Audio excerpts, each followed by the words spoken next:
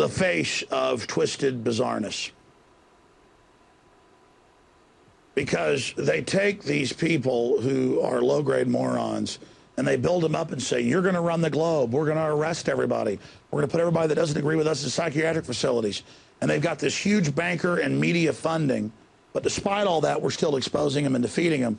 So now they're getting more and more desperate, saying, arrest us and put us in psychiatric facilities.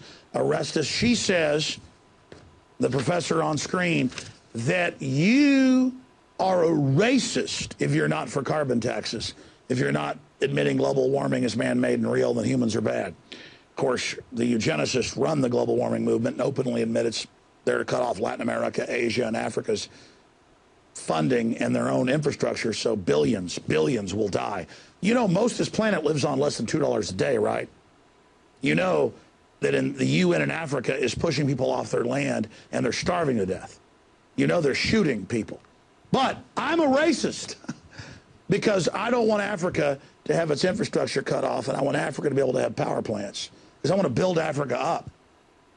I want to empower humanity because I know what comes around goes around. I mean, that's an intellectual thing that I know you reap what you sow, karma. At a gut level, my head's screwed on straight. We're going to talk about that in a moment. So, see, I'm bad. I'm not one of these people.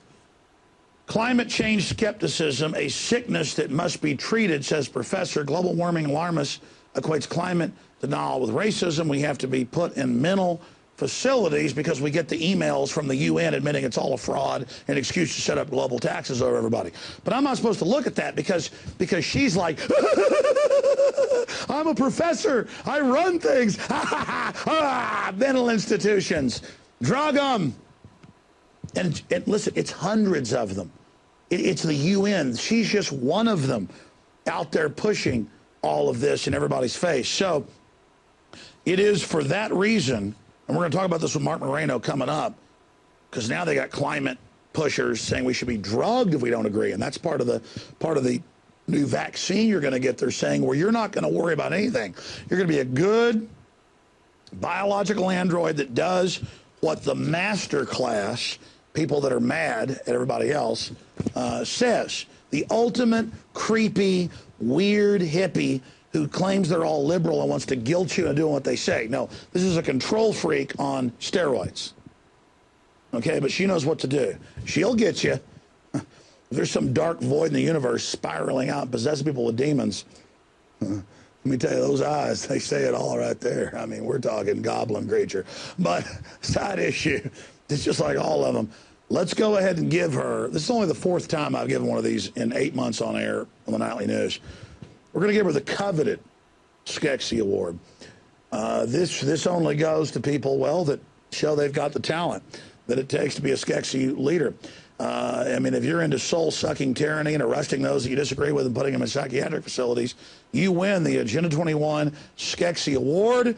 And so to Professor Kari Norgaard, who loves the system, loves the state, is funded with our tax money, to her, we give her the highest award, the Skeksis Award. For you, my darling, here it is.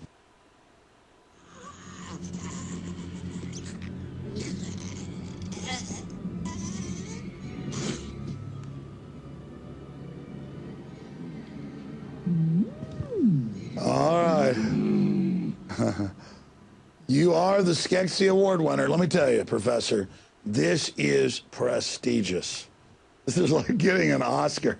I mean, and don't worry, somebody of your caliber, crazed with control freak lust, but with a tiny little brain, you are going to have, this is not just your only moment in the sun. We're going to go to break later and spend a lot of time with you, because we know you're the special people that hate humanity so much that you're carrying out the Agenda 21.